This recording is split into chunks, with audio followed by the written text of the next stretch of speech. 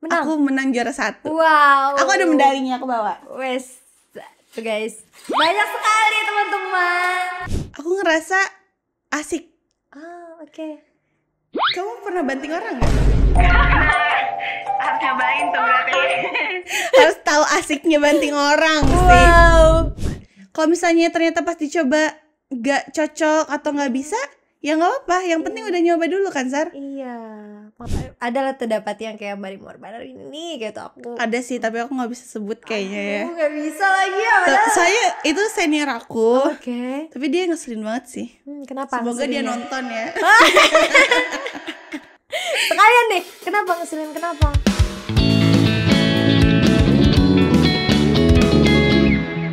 Halo semuanya, balik lagi di podcast Jam Kosong, dimana kita bakalan ngobrol-ngobrol seru, ngobrol-ngobrol santai bareng anak-anak millennials, anak-anak Gen Z, pastinya anak-anak yang super menginspirasi. Kali ini aku ditemenin seorang atlet ya yang sudah menjuarai mungkin nasional ya teman-teman, yaitu adalah Kak Hanan Latifah. Halo Kak. Halo Sarah. Gimana kabarnya nih Kak hari ini? Alhamdulillah baik. Nah, Kak Hanan ini adalah seorang atlet judo ya? Betul. Nah, judo. Kenapa? Ini mungkin pertanyaan pertama, kenapa memilih menjadi atlet judo gitu? Kenapa? Padahal banyak loh atlet-atlet yang lain gitu. Iya. Nah, kenapa tuh ceritanya? Jadi gini, pas aku SMP kan aku emang tinggi dari dulu kan. Nah, aku tinggi dari dulu, terus emang aku gendut dari dulu. Oke. Jadi temen aku tuh ada yang bilang, Nan, badan kayak kamu nih bagus loh jadi atlet judo katanya. Kekurangan kita orang gede. Katanya kamu ikut aja. Nah tapi pas saat itu tuh aku nggak tertarik sama sekali buat ikut acara-acara olahraga kayak gitu. Jadi aku nggak tertarik kan. Habis tuh setelah lulus Umi tuh marahin aku. Umiku Itu marahin apa, aku. lulus SMA? SMP. Oh, SMP. Lulus SMP. Umiku tuh marahin aku karena kamu tuh cuma makan tidur doang. Kamu harusnya ngelakuin sesuatu gitu. Terus habis tuh aku mikir kan apa. Terus aku ingat temen aku pernah ngajakin, jadi aku chat lagi, aku mau ikut judo. Aku chat gitu, tapi aku tuh nggak tahu judo tuh apa. Aku nggak searching, nggak tahu ini apa. Aku tahu ini olahraga deh gitu. Jadi aku oke, ikut judo. Terus habis tuh pas pertama kali datang latihan, itu shock banget sih. Ternyata judo tuh bela diri bantingan. Yang dimana kita tuh, aku ngelihat langsung orang latihan tuh langsung kayak lompat harimau lah, istilahnya lompat harimau. Jadi kayak lompatin berapa orang tuh brak gitu. So kayak aku ikut apa ini gitu. Tiba-tiba ya. Tiba-tiba kaget. Tapi ternyata setelah dijalanin tuh kan awal-awal judo tuh kita tuh dilatih jatuhan. Jadi kayak ngejatuhin diri sendiri. Jadi kita nggak langsung tiba-tiba dibanting orang. Jadi kayak prosesnya tuh emang ada gitu. 3 bulan pertama tuh latihan jatuhan gitu. Jadi berproses juga. Iya, tapi ternyata hari pertama latihan tuh bener-bener sakit badan sih. Padahal cuma jatuhin diri sendiri. Itu pun cuman bertahan yang kayak bertahan-tahan gitu dong, kayak nepuk-nepuk. Itu tuh tapi malamnya bener-bener sakit banget sampai nggak bisa tidur. Ya, otot-otot kaget kan, badan kita nggak pernah olahraga, tiba-tiba latihan yang sangat-sangat ya menurutku berat ya. Tapi nah ini kenapa banyak orang yang sering mengundurkan diri di judo. Mungkin karena kaget sakitnya. Tapi padahal kalau kita lakuin beberapa kali itu tuh badan udah mulai terbiasa loh. Aku udah 6 tahun 7 tahunan judo. Dan itu aku udah kayak kebal. Iya kebal, bener. Udah kebal. Bener banget. Aku udah gak ngerasain sakit apa-apa lagi. Berarti apa sudah kebal juga dibanting-banting? Iya. Aku lebih suka banting orang. Kan kemarin-kemarin ini ya, kemarin tuh para editor operator di sini tuh ikut serta gitu, entah itu menggitar gitu. Kalau yang sekarang mau nggak ikut serta juga dibanting ke kanan?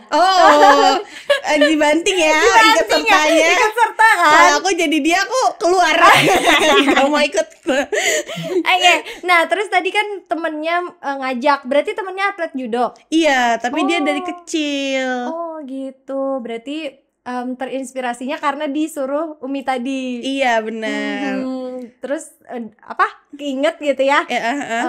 Temen bawain, ayo kita latihan judo gitu. gitu. Tapi fun fact-nya, ada satu kala pertandingan judo, itu tuh aku sekelas sama temen aku yang ngajakin. Oke. Sekelas beratnya. Jadi dimana kita tuh bakal saling ngelawan. Oke. Jadi waktu itu penentuan juara 2 dan juara 1, aku ngelawan dia. Wow. Itu tuh sama temen, sama temennya ngajakin. Aku tuh bingung mau nyerah, tapi aku bisa nih gitu ya. Akhirnya setelah kita bertanding dan akhirnya aku menang, kita sama-sama nangis kayak pelukan gitu.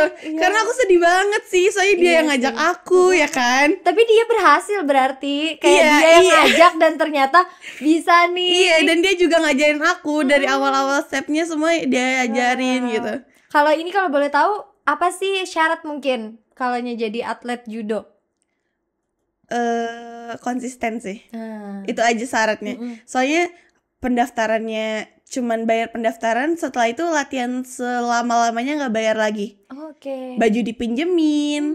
Jadi kayak mungkin cabur lain kan baju beli sendiri mahal gitu. Terus setiap bulan ada uang bulanan, naik sabuk bayar gitu. Kalau di judo tuh lebih ringan lah ya.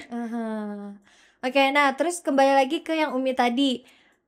Apa jadinya tanggapan Umi tiba-tiba mau jadi atlet judo? Pertamanya mungkin Umi sama-sama nggak tahu ya, mungkin pertamanya nggak tahu ya, kita bisa tanya langsung. Iya, ada di belakang layar ya. Iya, ada di belakang layar. Mungkin nggak tahu juga, pokoknya yang penting aku olahraga gitu. Tapi setelah itu Umi dukung, Umi support, keluarga support banget aku jadi atlet judo. Tapi setiap pertandingan Umi tutup mata. Oh iya sih, kan banting-bantingan ya. Umi ku takut ngeliat aku diapa-apain orang kayaknya. Kayak khawatirnya ada ya pasti, meskipun bener. kayak tahu nih anak nih bisa gitu, tapi tapi masih lah khawatir pasti. Soalnya kan aku gimana ya? Karena lamanya di judo ini kan aku udah banyak pengalaman ya. Baiknya, buruknya gitu.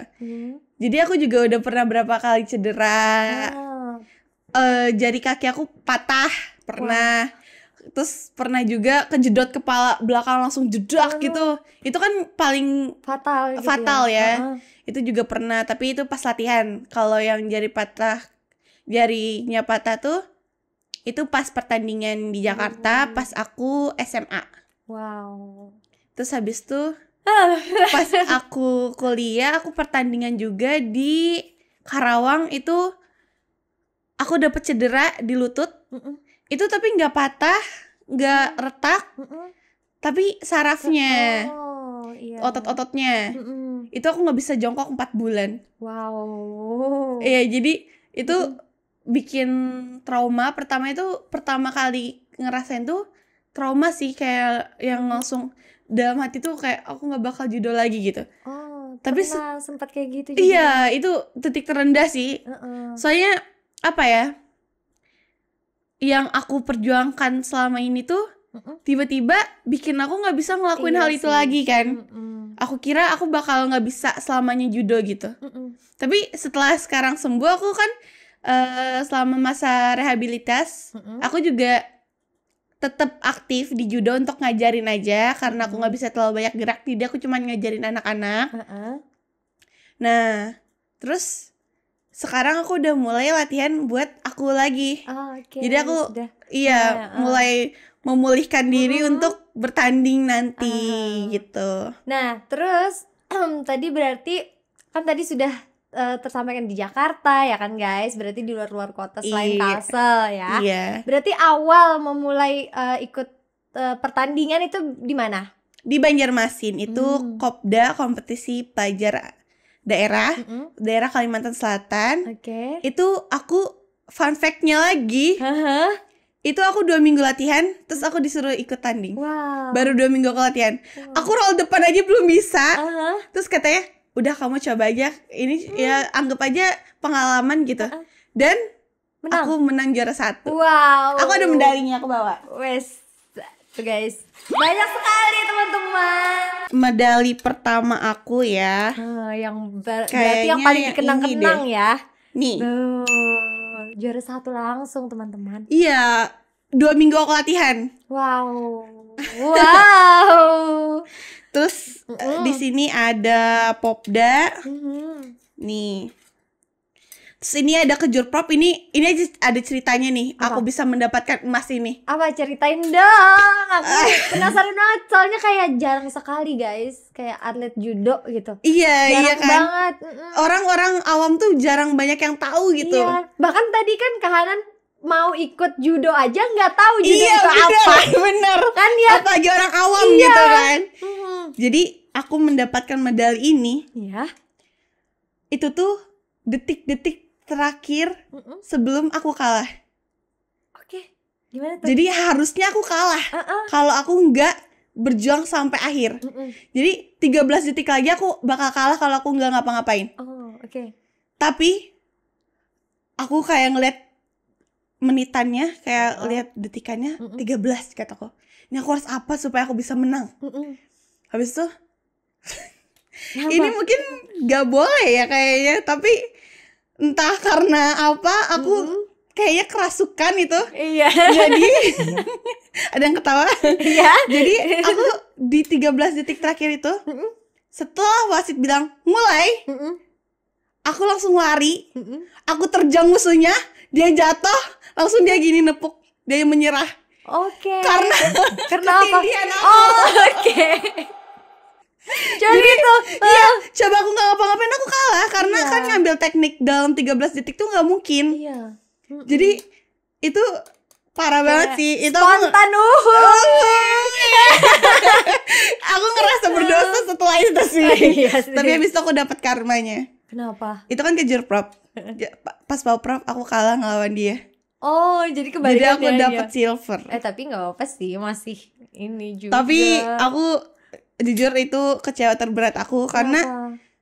kamu bayangin kamu udah pernah ngalahin dia terus kamu iya kalah sih. dari dia. Iya Ya sih. kan?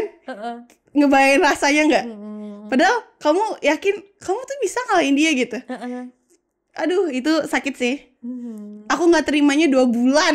Wah, Enggak, aku nggak terima. Aku tuh karena aku sering menang. nggak terima sampai ini deh guys, bukan 2 bulan deh.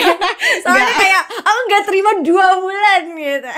Kayaknya sampai sekarang Sampai ya. sekarang masih ada membekas gitu. Saya aku yakin menang.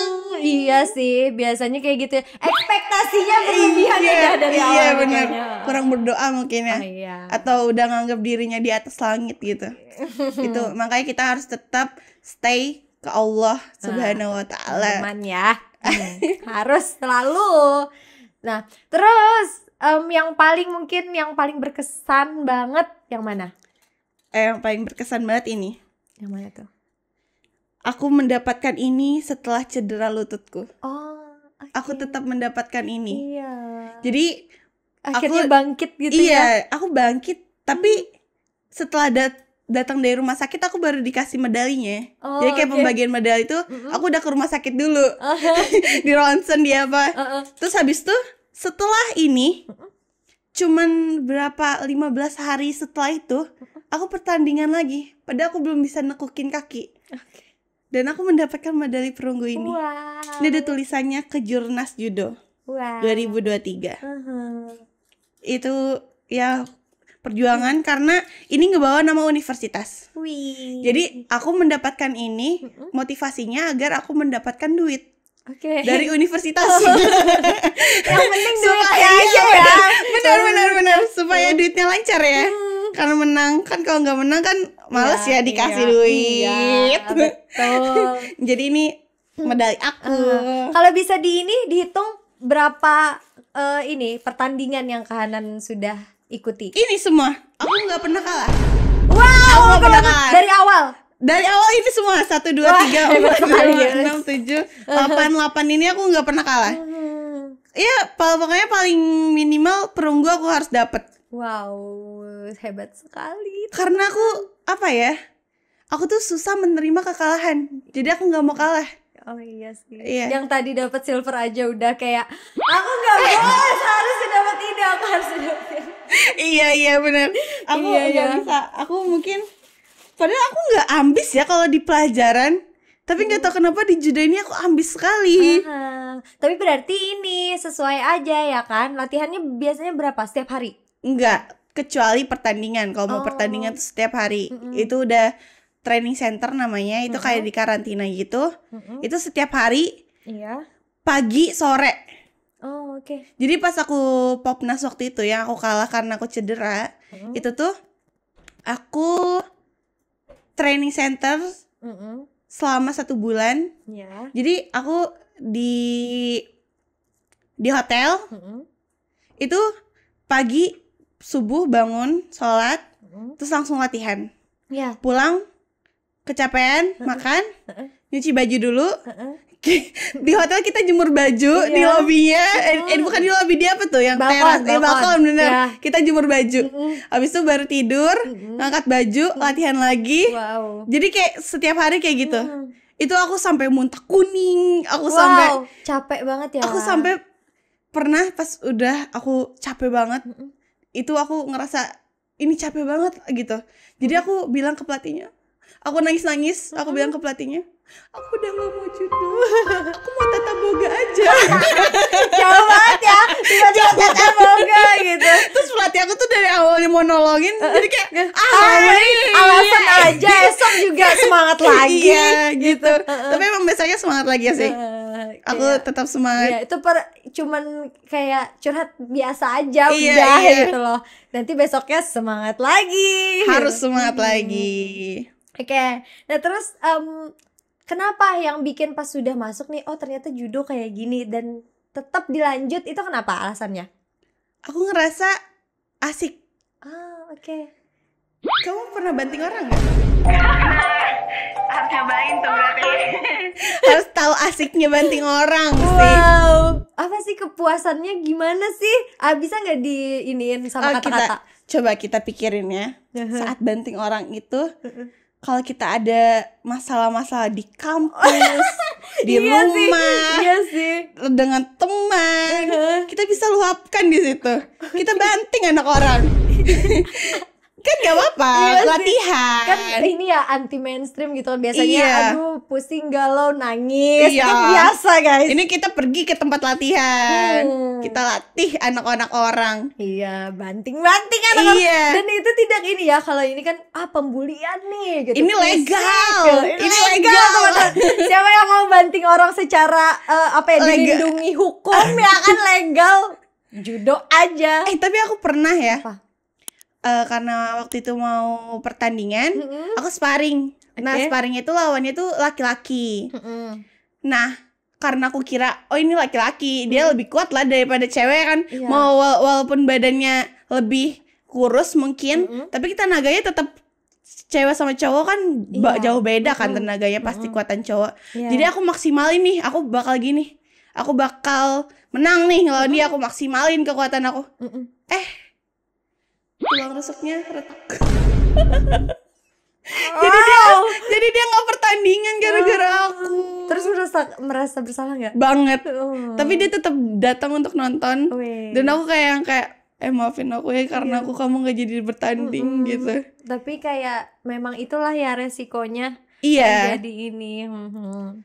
Kalau ini kan tadi berarti lawan-lawannya ada nggak yang kayak dia tuh jadinya kayak kanan tuh jadi gitu loh, dia nih nggak bisa padahal kayak gitu, kayak apa ya, lebih ke membari muar jar orang tuh. Adalah pernah kayak jadinya lawannya atau misalnya kawan pian yang seatlet judo juga adalah terdapat yang kayak mbari muar benar ini gitu. Aku ada sih tapi aku nggak bisa sebut kayaknya ya. Aku nggak bisa lagi ya. Saya itu senior aku. Tapi dia ngeselin banget sih. Kenapa? Semoga dia nonton ya. Sekalian nih, kenapa ngeselin? Kenapa? Senioritasnya banget. Terus dia tuh kayak ngedidik kita tuh, ngelatih kita tuh kayak ngajar, ngerti gak sih? Kayak di-push banget. Padahal kita powernya sampai sini aja, dia nge-push pokoknya kita harus sampai sini gitu. Dan itu kasihan buat yang lainnya sih, ya kan? Soalnya pertama badannya jadi ke ini. Banyak yang turun pas kita mau pertandingan tuh, dia yang latih, banyak yang timbangannya tuh turun drastis. Wah, Gara-gara dia diporsir gitu. diporsir banget. Hmm. Jadi ya itu sih ngeselin banget kan. Maksudnya Iya kayak sih. pelatihku aja nggak segitunya gitu. Kenapa Iya. kamu segitunya? Padahal kan kapasitas badan-badan orang tuh beda-beda. Bener. Terus ini kan tadi kepuasan dalam membanting orang itu tuh. Ada nggak pernah kayak menyalahgunakan hal itu? Kayak aku nih latihan, tapi kayak karena aku kayak nggak suka sama orang ini, aku banting gitu. Nah itu justru aku kira kan bakal gitu. Tapi ternyata salah. Kenapa? Ketika kita punya kekuatan, kita punya power, Ya. kita malah segan untuk memakainya untuk hal-hal kecil yang dirasa udah gitu aja. Soalnya sedari dulu aku tuh emang dikenal suka berantem. Oke. Dari SD aku pernah banting anak orang, padahal aku nggak tahu bela diri sama sekali kan. Tapi aku pernah banting orang, aku mukulin anak orang. SMP aku terkenal banget aku preman. Gara-gara kalau pokoknya kayak teman aku pernah kan cewek gitu ditampar sama aku, datengin kelasnya, aku lempar ke meja, aku tendang gitu. Ada juga yang gangguin aku tuh aku tendang-tendangin gitu. Pokoknya macam-macam deh, aku udah berantem macam-macam sama cowok-cowok gitu. Aku jarang sih berantem sama cewek, aku lebih sering berantem sama cowok karena aku ngerasa jangan mukul cewek. Walaupun aku cewek juga ya kan. Tapi ternyata semenjak judo aku malah segan untuk pakai kekuatanku. Kayak udah Nan, ini gak usah diladenin. Kamu tuh jauh lebih kuat kalau kamu ngapa-ngapain anak orang gimana gitu. Jadi ternyata kalau kita punya power, kita punya kekuatan, kita punya pelajarannya, kita tuh bisa lebih ngendalin diri kita sendiri. Jadi gitu ya, enggak yang aku bisa nih gitu. Enggak yang justru dikit-dikit banting anak orang enggak, gitu. iya justru enggak semena-mena sama kekuatan itu. Kalau kita nggak tahu jati diri kita, mungkin kita emang bisa semena-mena gitu. Tapi ternyata pas aku udah kenal jati diri aku dan aku udah bergelut di dunia judo, aku malah gak memakai kekuatanku untuk hal-hal remeh-temeh gitu. Kalau cerita seru gitu, kayak misalnya cerita lucu lah gitu, ada nggak? Kayak entah itu latihan atau pertandingan, ada nggak yang kayak apa gitu, misalnya pelatihnya kah yang jadinya super seru jadi hari itu gitu, ada nggak? Kalau pas karantina seru banget sih, karena dari bangun tidur sampai tidur lagi kan yang ketemu pelatih sama teman. Jadi itu emang seru banget. Banyak juga kejadian lucu kayak sampai aku habis nangis-nangis tuh malamnya aku di GoFoodin KFC sebanyak-banyaknya supaya aku moodnya naik lagi gitu. Habis tuh udah. Tapi yang paling serunya lagi ketika kita udah masuk nasional, kita kan bisa ngeliat lawan-lawan dari mana-mana kan. Terus kita bisa lihat cowok-cowoknya kan. Iya. Jadi banyak banget yang ganteng dari luar pulau. Terus ketika pertandingan kan setelahnya tuh dilepaskan baju keringatan.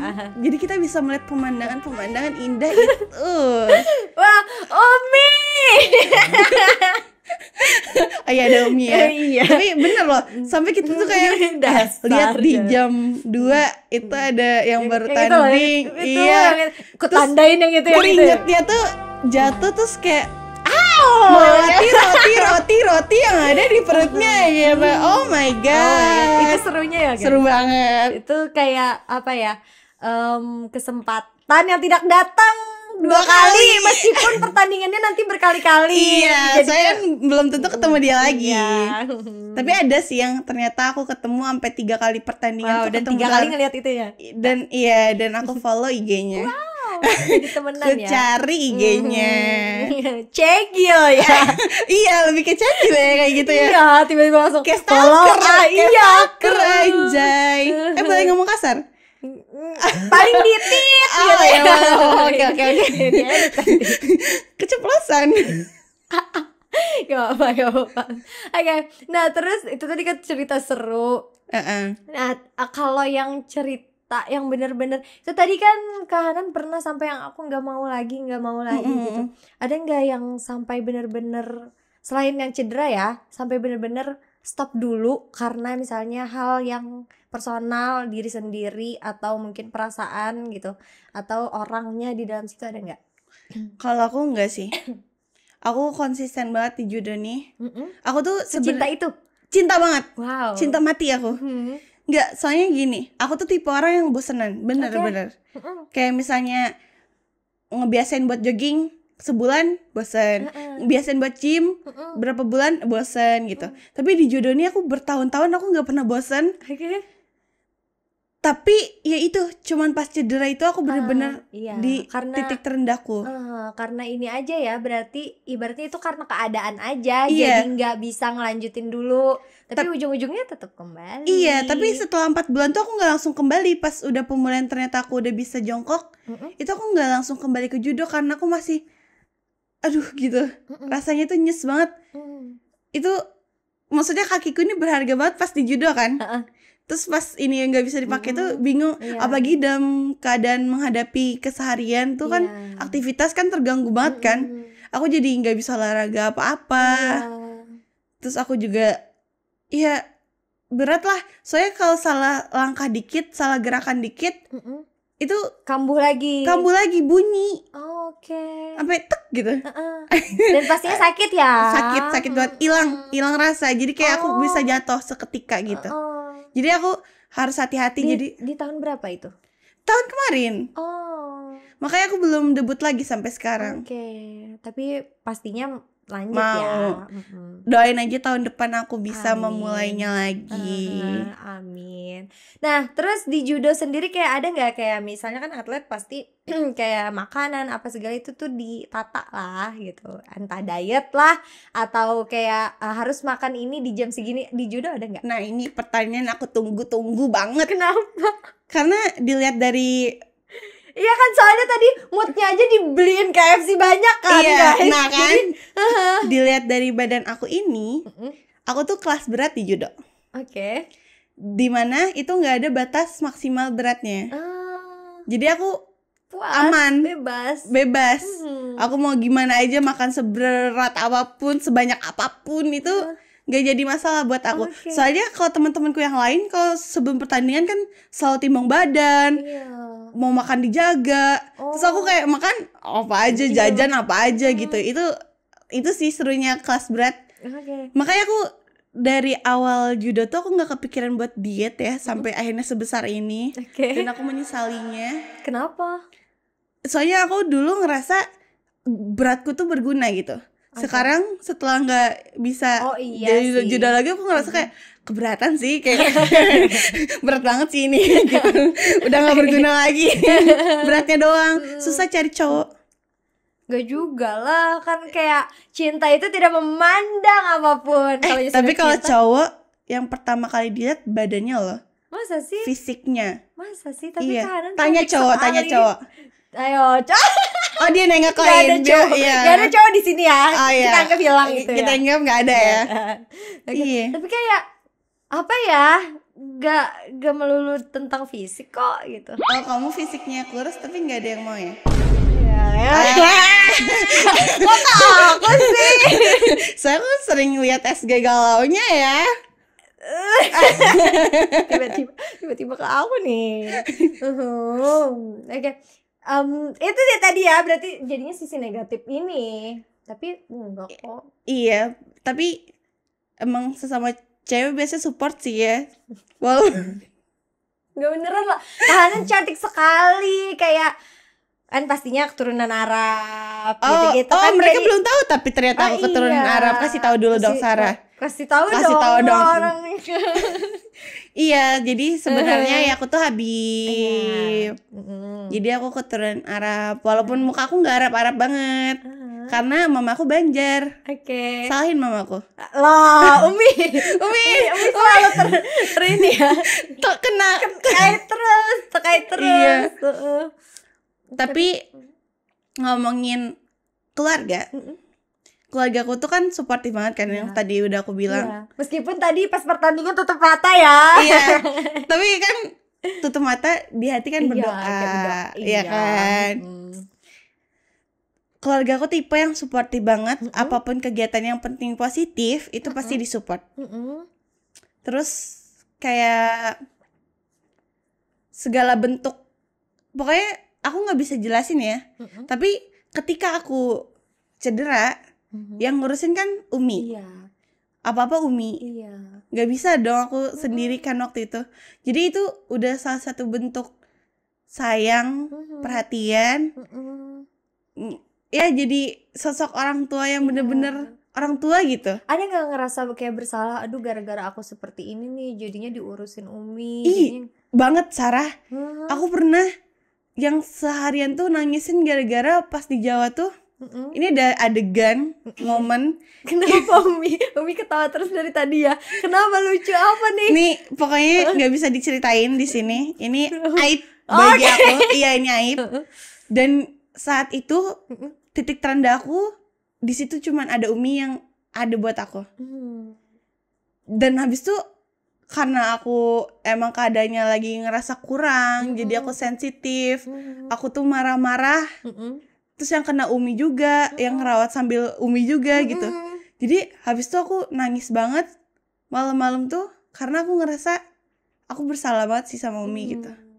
Itu aku bener-bener sampai sekarang tuh kalau diungkit cerita itu aku langsung kayak sedih banget, kayak mau nangis aja gitu rasanya. Iya, tapi bagus sekali, suportif Umi, semua-muanya ya berarti. Iya, sama semua-muanya Umi. Sampai aku ke Jawa aku cedera. Subuhnya Umi langsung beli malamnya Umi beli tiket untuk subuh berangkat jam 6 dari Banjar. Datangin aku ke Kerawang. Perjuangan seorang ibu, teman-teman. Iya, jadi selama itu Umi ngurusin aku sampai berapa belas hari itu. Kita di Jawa supaya aku ngelanjutin pertandingan di Bandung itu Umi yang ngurusin aku. Dari aku pakai kursi roda sampai pakai tongkat sampai bisa jalan cuman geser kaki gitu. Itu semuanya Umi yang ada.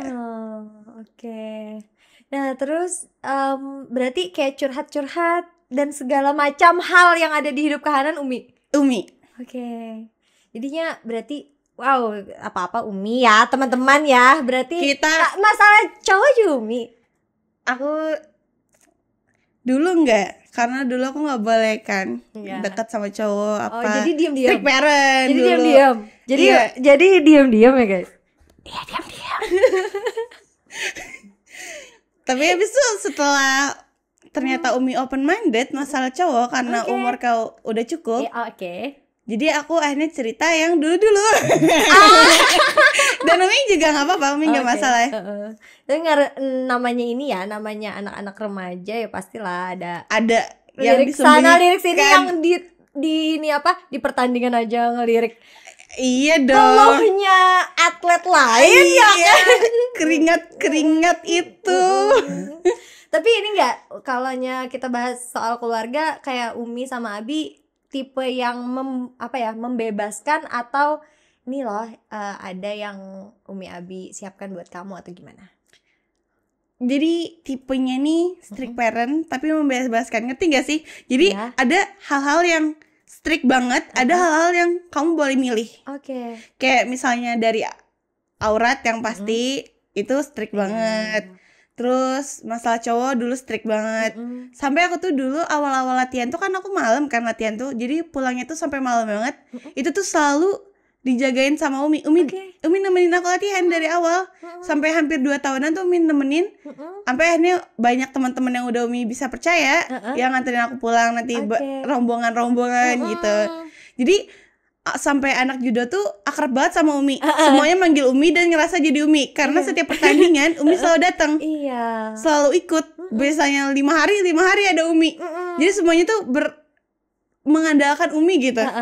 Umi sakit, Umi ini. Iya, jadi banyak anak Umi ya, padahal satu aja ya. Satu aja cukup. Tapi pernah ini enggak kayak aku anaknya loh. Aku pernah gitu. Soalnya ada pernah cedera tangannya, tangan kanannya cedera. Jadi mau Umi disuapin terus aku bilang, anaknya aja nggak disuapin loh. Kamu. Iya lagi. Iya kan? Jadi Umi ya. Iya. Berarti tadi juga yang ini berarti kayak lebih ke diatur dan kayak apa ya? Dibatasi aja gitu yang di apa ya kayak dibilangin bahwa ini nggak bagus loh, ini bagus gitu ya. Iya, diarahkan tapi nggak dikekang juga. Kalau misalnya aku pengen misalnya kayak jurusan apa aku nggak dikekang banget sih masalah sekolahku, nilai-nilaiku tuh nggak yang, kan banyak kayak yang orang tuanya harus lihat ulangannya nilainya berapa gitu. Keluarga aku nggak, yang penting pokoknya kamu naik kelas gitu. Oke. Jadi kayak lebih simpel aja sebenarnya. Tapi di mata orang lain simpel, ada hal-hal yang orang nggak lihat kan. Jadi ada yang nggak simpel juga. Aduh, apa tuh? Iya, susah ya. Ya. Tapi ini nggak kayak, pernah nggak kayak misalnya kanan ada pendapat yang aku rasa ini tuh benar loh, tapi kenapa sih orang tua aku nggak ngebolehin ini gitu? Ada nggak pernah sampai berantem misalnya? Kalau berantem sering sih, Sar. Apa yang basicnya aja, biasanya Apa ya? Apa, Mi?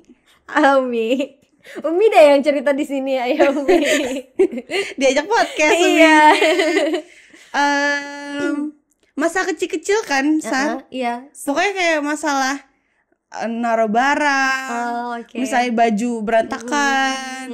Ini coba baju tuh kalau diambil tuh yang bener, yang rapi gitu. Tarik dari yang di bawah, terus ditarik aku langsung. ngerasa aku nggak gitu, kayaknya Umi deh yang kayak gitu. Soalnya baju kalau Umi kan nyampur. Jadi ya paling debat-debat gitu. Tapi pernah juga debat yang lebih besar.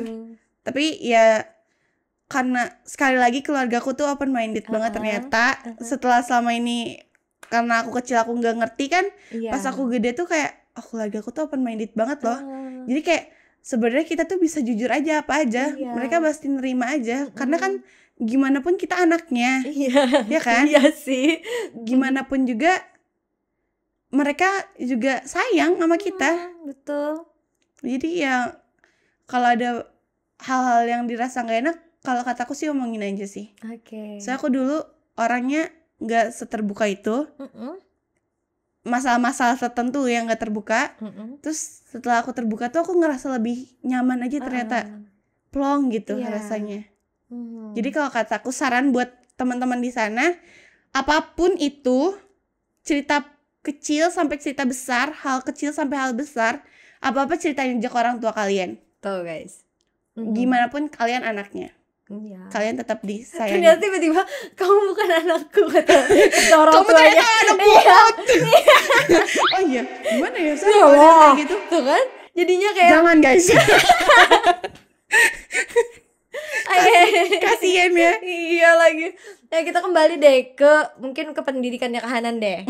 Tadi kan berarti yang pas SMP dibawa teman untuk jadi judo. SD-nya emang Kak Hanan di mana dulu? SD Cindai Alus. Cindai Alus. Terus SMP-nya? SMP 2 Banjarbaru. SMA-nya? SMA 2 Banjarbaru. Nah, terus kuliahnya di Uniska, Universitas Islam Kalimantan Muhammad Arsyad Al-Banjari. Terus jurusannya Ilmu Komunikasi. Kenapa memilih ilmu komunikasi? Padahal kayak kenapa tidak memilih untuk yang olahraga juga kah? Atau gimana gitu? Nah, jadi apakah ini dengan template anak ilmu komunikasi? Kita lihat guys. Tidak. Apa? Aku kan orangnya yang anti mainstream. Apa ya? Jadi aku tuh nggak pernah kepikiran untuk kuliah. Jadi yang nentuin aku kuliah di mana dan jurusannya apa adalah keluargaku. Mereka berembuk untuk Hanan tuh mending apa ya? Saya pas ditanya ke aku kan, kamu apa? Nggak tahu. Terus aku mikir kalau jadi guru olahraga juga capek. Jadi kayak nggak tahu. Tapi karena Umi dan keluarga aku tahu aku tuh suka banget. Aku freelance, aku voice over, MC. Terus aku juga sering diundang di acara-acara untuk baca puisi. Terus aku juga dari dulu suka lomba pidato sama ceramah agama. Jadi kan itu public speaking banget ya arahnya.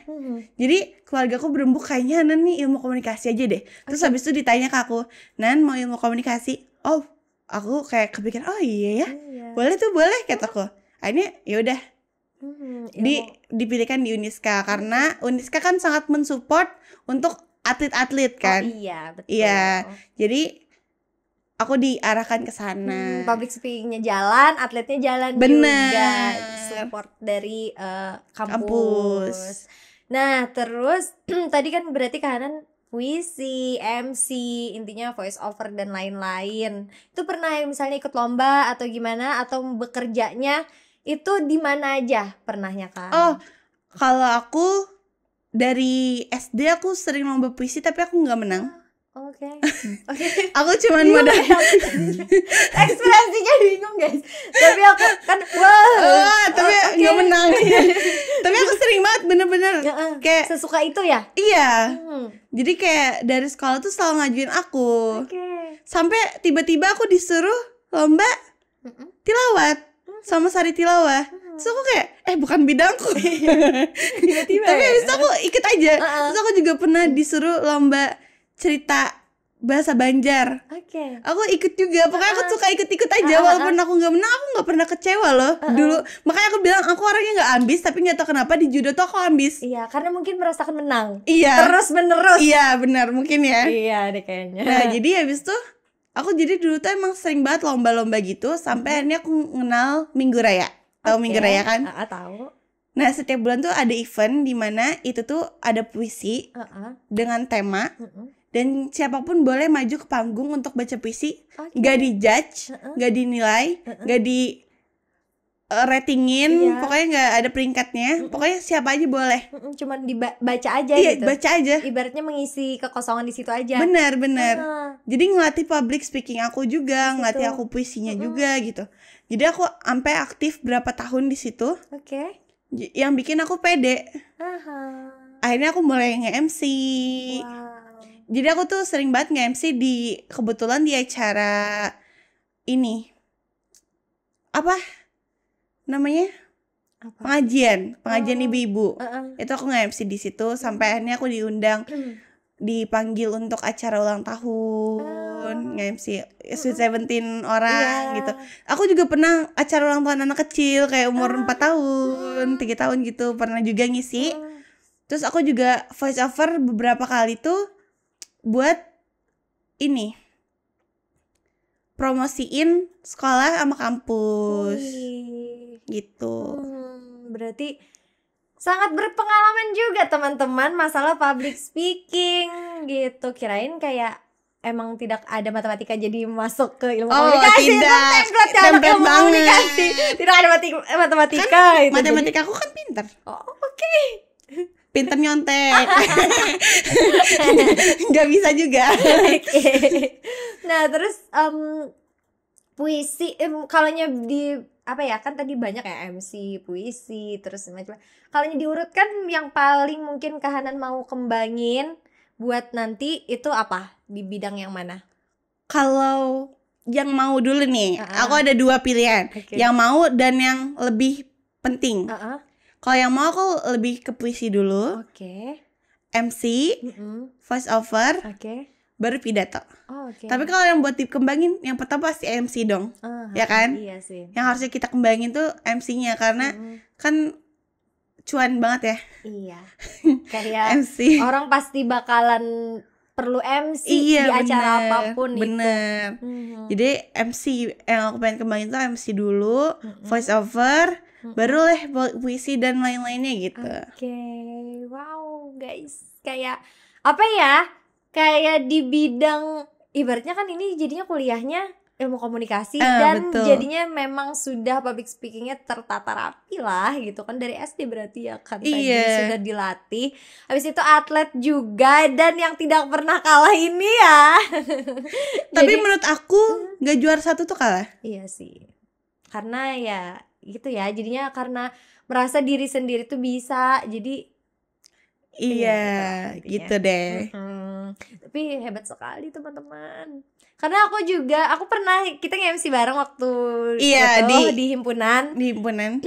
Jadi kayak ya udah dengan cara intinya kayak improve-nya, ada apa-apanya oke banget nih, karena aku tim yang aku baru pertama kali itu nge-MC gitu loh. Jadinya tidak tahu, jadi kayak kahanan aja deh gitu kan. Tapi banyak ya kita. Tapi kita cek juga kayak sekarang waktu kamu SAR gitu. Kita kayak ganti kamu aja semuanya gitu. Nah, tapi kita sampai dipuji sama senior loh waktu itu. Masa sih? Iya yang aku nggak tahu lagi. Senior yang waktu itu. Tapi kita jadi dipuji loh. Iya katanya kalian keren gitu. Nah terus kalonya ini kan jurusan sudah ilmu komunikasi, terus jadinya kan kalonya atlet itu lomba-lomba ya kan, jadinya juga menghasilkan uang. Betul. Terus yang ilmu komunikasi bekerja public speaking menghasilkan uang juga. Betul. Kalonya bisa disuruh milih, bisa nggak? Bisa. Apa? Aku milih atlet kalau buat sekarang. Oke. Karena kan aku belum lulus juga dan karir aku di public speaking juga belum terlalu luas. Sedangkan kalau di atlet tuh sudah jadi ini ya, pelatih guys. Yes. Sudah yang senior di atas senior. Yes. Belum juga sih, tapi kayaknya berlebihan. tapi bisa sih dibilang kayak gitu. Tapi karena kalau atlet walaupun kita sehari-harinya nggak dibayar, tapi setiap ada pertandingan itu langsung cair banget gitu loh, ya. Sar. Menang gak menang duitnya banyak loh. Wow. Itu yang mau Tertarik jadi gak? atlet. Tertarik gak guys? Tertarik gak guys? Kayaknya kalau Ulin sih tidak ada apa ya, kayak passionnya emang nggak ada mungkin ya. Jadi atlet tidak deh. Lebih takut duluan kayaknya. Iya, takut duluan kayaknya. Ini apa, jalan di tempat aja udah enggak deh gitu loh. Paham gak ada sih kayak Paham. ya gitu deh. Nah, berarti tadi atlet. Kalau buat sekarang, Buat tapi sekarang. kalau buat nanti kalau udah lulus dan aku punya kerjaan yang lebih menggiurkan dan apa namanya? Apa sih? Kayak lebih menjanjikan Menjanjikan itu kayaknya aku bakal milih itu sih. Oke. Soalnya kan kalau atlet kan nggak setiap Iya. hari ada event, jadi nggak setiap bulan pasti dapat duit. Oke, tapi ini nggak kayak misalnya atlet aku fokus seumur hidup jadi atlet gitu. Aku pengennya gitu, Oh, oke. pengennya ya. Soalnya aku pengen jadi pelatih. Oke. Berarti memang tidak ada waktunya. Kan ada juga orang yang berplan bahwa nanti umur segini aku sudah stop deh gitu loh. Nggak, kanan nggak? Aku mungkin stop pertandingan iya, tapi kalau stop untuk ngelatih dan berjudo tidak. Oke. Kalau mungkin harapan kahanan nanti, mungkin ini kan hampir habis juga ya 2024, 2025 deh gitu, 1 tahun di 2025, mau apa, ada plan nggak?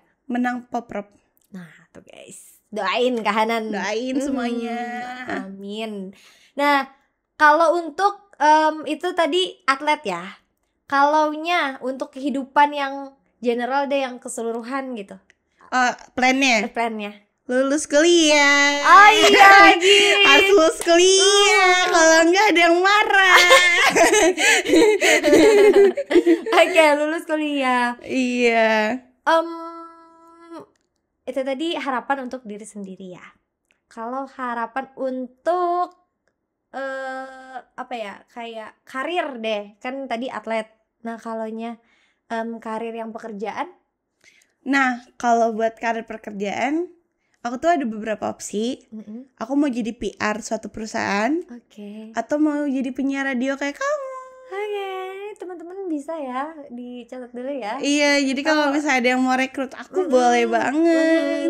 Aku juga udah ngomong ke salah satu operator yang ada di sini. Bukan di sini. Di radio. Aku ada bilang pas waktu kunjungan tuh, aku bilang kayak boleh nggak aku magang di sini gitu nanti. Saya kan aku bakal magang. Iya. Jadi aku bilang boleh nggak aku magang di situ. Terus habis itu kayaknya radionya. Iya, harusnya tahu ya. Kan kamu melihat story aku. Terus habis itu disuruh peragain, coba kamu jadi penyiar gini. Terus kayaknya mereka kurang puas deh. Oke, tapi enggak ini ya, nanti dicoba aja. Iya, semoga aku diterima magangnya di situ. Jadi ini ya, mau jadi penyiar atau PR. Oke, teman-teman, itu tadi kahanan. Ada cerita lagi nggak yang mungkin kahanan mau banget nih kayak ditaruh di podcast ini gitu, diabadikan? Ada nggak? Cerita tentang apapun deh, entah itu kehidupan kahanan, entah itu di sekolahnya, jam kos, biasanya jam kosong di sekolah ngapain, atau banting-banting orang tadi. Oh enggak dong. Jadi aku dari SMP sampai SMA yang aku lakukan ada berjualan di sekolah. Oke. Nah, jualan apa? Kalau SMP donat, kalau SMA tuh es yogurt. Es yogurt dibikin es lilin supaya Buatan siapa? Buatan Umi? Buatan Umi. Oh. Itu tuh supaya ini aja murah kan kalau digituin buat anak SMA aja gitu. Jadi aku suka banget berjualan. Jadi gini guys, kenapa aku suka berjualan? Karena mungkin uang jajan aku tuh menurut aku kurang. Umi Cepu banget. Jadi menurut aku kurang, jadi aku harus menghasilkan uang sendiri. Jadi aku menghasilkan kan, aku jualan dan aku menghasilkan ternyata lebih dari yang aku inginkan gitu. Itu hasilnya emang buat Kahanan sendiri atau kayak modalnya ke Umi. Jadi aku untungnya. Tapi karena aku pintar dalam pemasaran, jadi banyak ya. Jadi banyak sekali pelanggan setia aku yang nunggu aku setiap aku jualan. Nah, di situ jadi kalau kataku ya, kalau kamu ngerasa kekurangan duit, kamu usaha cari duit. Cari duit sendiri. Iya, usaha sendiri guys. Kayak aku kan dari atlet tuh aku tuh bisa mencukupi kebutuhan aku yang kayak hal penting, misal HP, laptop gitu. Yang gitu-gitu tuh aku pakai duit dari atlet. Wow, berarti nah bisa dibayangkan ya duitnya berapa ya guys? Iya, hitung sendiri ya. Sendiri. Nah, tadi berarti pas SD, SMP, SMA ya suka berjualan. Kenapa enggak misalnya ada kepikiran mau usaha gitu, jualan atau apa gitu? Meskipun misalnya modalnya aja kita jadi bosnya aja, suruh-suruh orang gitu, ada enggak? Ada hal yang harus kamu tahu. Apa? Kenapa lagi? Umi. Aku tuh lagi dalam masa sulit buat hidup aku. Kenapa? Gak semua orang harus tahu. Tapi aku keren banget ya, kayak keren banget gak sih? Iya tuh. Iya. Kayak yang backsoundnya yang ini. Iya. Nanti tambahin backsound dong yang dramatis gitu ya. Iya, kayak.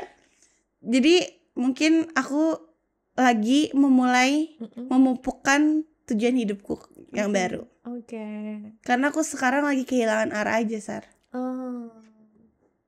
Jadi kayak sekuat-kuatnya kamu, sehebat-hebatnya kamu bakal menemukan jalan buntu pada waktunya. Tapi jalan buntu itu gak selamanya guys. Kita harus cari jalan keluarnya tetap. Entah memanjat, entah mau menghancurkan tembok itu, entah banting orang. Iya, kayaknya kalau aku menghancurkan tembok itu sih. Aku bakal menghancurkan tembok itu. Jadi, doain aja. Amin, semoga ya apapun yang diinginkan Kahanan tercapai. Amin. Teman-teman. Mungkin ini kata-kata terakhir deh buat penonton setia. Oh, setia nih? Nggak tahu sih. Soalnya kan kalau penontonnya cowok nggak setia kayaknya. Oke, kata-katanya buat teman-teman yang mungkin takut gagal, takut memulai, atau mungkin tidak bisa belum ada jalan jati dirinya gitu loh. Iya. Buat teman-teman. Jalan menemukan jati dirinya. Kalau buat aku, gak apa-apa kalau saat ini kamu ngerasa lagi gak baik-baik aja. Tapi ingat, bangun tidur, kamu harus planning ke diri kamu apa yang harus kamu lakukan selanjutnya. Supaya kamu menemukan jati diri kamu. Itu. Dan jangan takut mencoba. Itu teman-teman.